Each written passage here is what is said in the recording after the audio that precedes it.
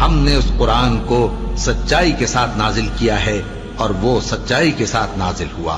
اور اے محمد صلی اللہ علیہ وآلہ وسلم، ہم نے تم کو صرف خوشخبری دینے والا اور ڈر سنانے والا بنا کر بھیجا ہے، اور ہم نے قرآن کو تھوڑا تھوڑا کر کے نازل کیا ہے تاکہ تم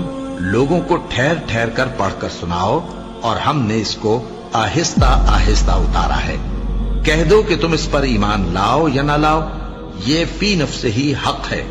جن لوگوں کو اس سے پہلے علم کتاب دیا گیا ہے،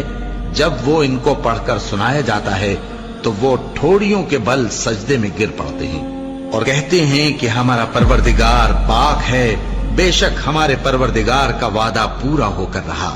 اور وہ ٹھوڑیوں کے بل گر پڑتے ہیں اور روتے جاتے ہیں، اور اس سے ان کو اور زیادہ عاجزی پیدا ہوتی ہے۔